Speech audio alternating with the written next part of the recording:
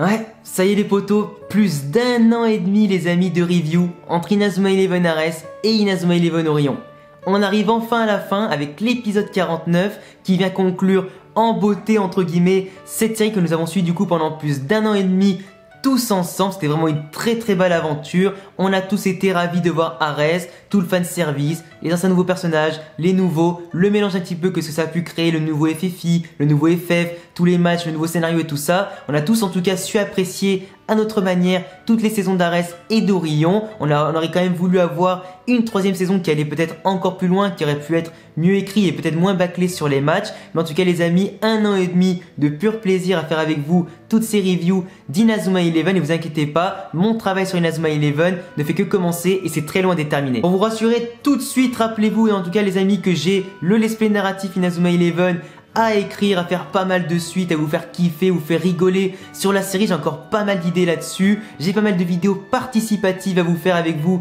Du coup les amis, n'hésitez pas à me suivre maintenant sur Instagram. Je l'affiche ici parce que c'est là-bas en général que je poste des stories dans lesquelles tu pourras participer pour Inazuma Eleven, Pokémon, les mangas ou autres sujets. J'ai encore toutes les histoires mangas de personnages, que ce soit les personnages encore de Inazuma Eleven que j'ai pas fait, les histoires des personnages de Ares et d'Orion qui sont à venir, les histoires d'Inazuma Eleven Go d'ailleurs qui vont aussi arriver. Parce que oui d'ailleurs je tenais aussi à vous dire, pour ceux qui ne le savent pas ou qui auraient raté ce moment où je l'ai expliqué, que j'allais faire aussi des reviews d'Inazuma Eleven Go, parce que comme vous le savez, à part les jeux j'ai pas vraiment vu l'animé. Du coup je compte à chaque fois regarder 10 ou 15 épisodes d'Inazuma Eleven Go pour du coup voir toute la série intégralement et vous faire régulièrement chaque semaine ou toutes les 2 semaines un petit retour sur mon avis, par exemple de l'épisode 1 au 15, du 15 au 30, enfin t'as compris un petit peu le délire, histoire de voir un petit peu qu'est-ce que je peux donner comme avis, mes théories etc. Et comme ça vous pourrez aussi partager en commentaire vos propres avis sur Inazuma Eleven Go. Après je profite aussi de ces vidéos évidemment pour vous donner quelques informations sur le jeu Inazuma Eleven Ares qui a du coup été repoussé jusqu'au printemps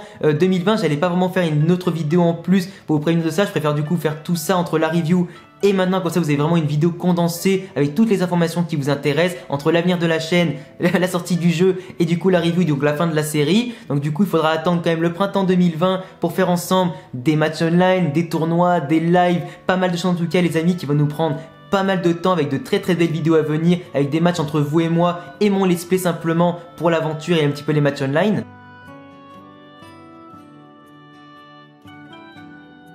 Mais du coup en tout cas c'était vraiment un an et demi de pur plaisir. Mon travail n'est pas terminé du coup les amis, restez ici. Allez voir aussi au passage mes autres contenus sur les mangas, les animés, sur Pokémon, les jeux vidéo pour découvrir autre chose en attendant éventuellement peut-être un jour une nouvelle licence, une nouvelle série d'Inazuma Eleven à venir. D'autres aussi également, d'autres séries qui vont arriver d'ici 2019 ou 2020. Après les gars, pour revenir un petit peu sur l'épisode du coup en lui-même, alors on a vu quand même, et ça je l'avais dit juste avant dans ma dernière review, qu'on a eu quand même droit à pas mal de fanservice du coup avec plein de personnages réunis dans une équipe All-Star, des mecs qui ne se connaissaient pas vraiment à part avoir été adversaires, qui ne sont jamais entraînés ensemble, qui ont fait quand même beaucoup d'efforts pour en arriver jusqu'ici. Mais le problème c'est que moi ce que j'ai un petit peu critiqué, c'est que quand je disais juste avant qu'on n'avait pas beaucoup de techniques de tir, qu'on n'avait pas beaucoup de combinaisons, de nouvelles techniques, là au final ils ont attendu le dernier épisode, le dernier match pour nous balancer tout plein de techniques sorties d'un petit peu de nulle part, parce que les gens ne sont jamais entraînés ensemble, ils n'ont jamais eu l'idée d'élaborer des techniques, ils ont simplement tiré à 2 ou 3 dans le ballon en même temps, ça a créé des techniques totalement originales. Alors certes c'était stylé, ils ont pu quand même remonter au score, mettre du coup 4 buts quasiment d'affilée. Mais au final, je trouve que c'était limite du fanservice, histoire de dire on va faire en sorte que Inazuma Japon, enfin du moins l'équipe All-Star, remonte leur handicap de 3-0, mettre 4 buts assez rapides, assez classe, faire douter en tout cas l'équipe d'Orion, leur montrer que eux aussi, rien qu'avec leur volonté et leur acharnement et tout ça, ils peuvent créer de belles choses dans la foulée sans forcément s'entraîner ni rien. Et d'un côté, j'ai trouvé ça un petit peu dommage parce que pour moi dans Orion, ce qui m'a beaucoup manqué par rapport aux premières saisons, c'est que ça manquait d'entraînement, ça manquait de la petite folie qu'on avait, des entraînements improbables qui finalement se retrouvaient utiles le jour des matchs. On n'a pas vraiment eu aussi de développement personnel pour beaucoup de personnages. Du coup, je trouve ça un petit peu dommage de voir que certains personnages qu'on adore en termes de chara design, de badassitude et tout ça n'ont pas été développés. J'aurais bien aimé, pourquoi pas, avoir une semaine d'entraînement pour l'équipe All-Star pour voir un petit peu les relations se développer entre eux, développer de nouvelles choses, voir en tout cas plus de nouveaux personnages et en apprendre plus sur leur passé. Parce qu'au final, le match il s'est révélé de manière assez bullshit. Il y a quand même une équipe d'Orion qui était quand même hyper stylée, qui a mis 3-0 même pas de 10 minutes en seulement 3 frappes. Au final, tu vois qu'ils ont plus été inquiétés tant que ça. Les mecs soi-disant qui jouent sans émotion. Alors comme le dit Nosaka, je préfère quand même même me méfier des mecs qui jouent avec de l'émotion plutôt que sans émotion, parce que en général c'est comme ça que tu arrives à galvaniser les troupes, que tu arrives à galvaniser ton équipe, aller de plus en plus loin, pousser tout le monde à se dépasser pour en tout cas surmonter tous les obstacles et toutes les difficultés. Il a raison pour ça, mais je trouve quand même que sur ce match-là, l'équipe d'Orion qui joue sans émotion s'est quand même fait rapidement balayer par des simples combinaisons qui en général ne passaient pas, parce qu'il faut quand même pas oublier que Last Resort, alors Sigma était quand même au-dessus du lot, et au final, un simple petit coup de vent s'était éliminé, et les Gonzes ont quand même inventé juste des techniques combinées qui étaient moins fortes que Last Resort, qui finalement ont fait mouche à chaque occasion. Après sinon, bien évidemment, là on peut simplement aussi applaudir Asuto qui s'est montré comme un maestro, qui a su en tout cas galvaniser tout le monde, tirer tout le monde vers le haut, qui pour une fois, enfin j'ai dit pour une fois mais il le fait assez souvent, il nous a sorti encore une fois un discours qui a su toucher autant l'adversaire, qui a su aussi toucher autant ses coéquipiers, les a aidés à surmonter cet obstacle pour justement remporter la victoire et du coup remporter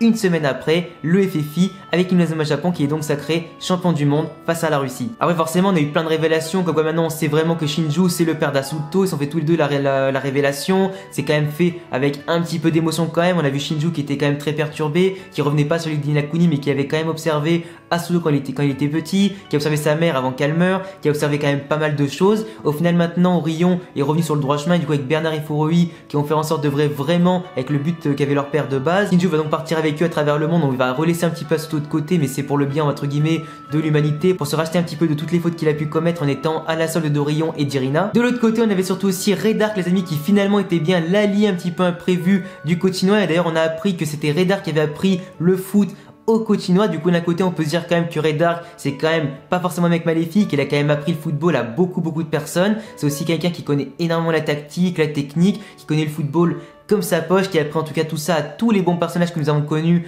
dans la série, même s'il a eu quand même des côtés maléfiques dans les anciennes saisons, il s'est quand même bien racheté, et là au final c'est quand même devenu quelqu'un qui a sauvé le monde entre guillemets en parasitant un petit peu les informations d'Orion pour leur équipe. Il a surtout trafiqué tout ce qu'il fallait pour aider un maximum le Japon à remporter la victoire. En tout cas les amis, très belle apparition de Redark, même si bien évidemment on aurait aimé le voir plus longtemps, plus souvent, voir son personnage dans cette timeline là développer davantage, mais peut-être que ce sera pour une autre fois. Mais sinon j'avoue c'était quand même stylé de voir tous les personnages, Eric Eagle, Clario Orban, les mecs du Brésil, etc. jouer avec Inazuma Japon, c'était quand même hyper stylé à voir, de belles combinaisons, les graphismes c'était quand même beaucoup mieux dans cet épisode là que dans les derniers, on a eu droit à pas mal de techniques, un renouvellement dans l'enjeu, c'était quand même assez stylé, puis finalement la victoire qui a ému un petit peu tout le monde, la petite musique en tout cas du générique qui passe pile au bon moment, histoire de donner encore plus de frissons à tous les spectateurs. Et par contre les amis, j'ai trouvé ça hyper stylé à la fin et vraiment très beau, que tout le monde retourne du coup sur l'île d'Inakuni, que chacun rentre dans son club, etc. On a vu en tout cas pas mal de nouvelles recrues comme Ichioshi qui signe du coup dans l'équipe de l'Osaka par exemple. On a eu droit quand même aussi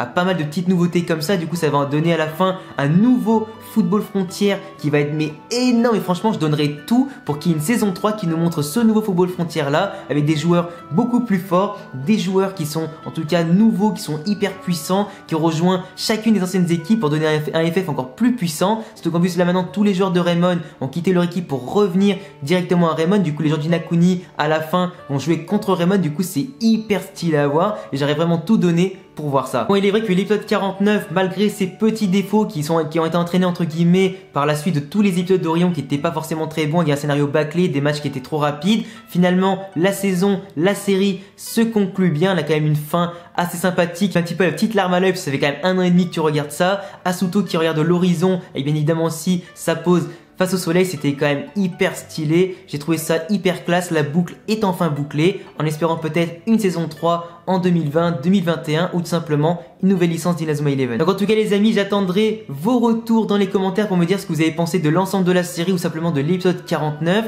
dites-moi tout ce qui vous passe par la tête, je vous lirai avec plaisir. N'oubliez pas que sur la chaîne les amis, Inazuma Eleven n'est pas terminé, il y a beaucoup de choses à faire ici entre vous et moi, du coup n'hésitez pas en tout cas à regarder aussi mes autres concepts sur la chaîne pour découvrir de nouvelles choses et m'accompagner dans cette belle aventure qui est YouTube. Je compte sur vous les amis pour bombarder les amis ces dernières reviews, de pouces bleus, de cocher la cloche pour pas rater les dernières vidéos à venir. Bien évidemment aussi suivez-moi sur Instagram pour participer aux nouvelles vidéos participatives, suivez-moi sur Twitter également aussi pour être informé de ce que je fais en dehors des vidéos, et à bientôt pour une prochaine vidéo.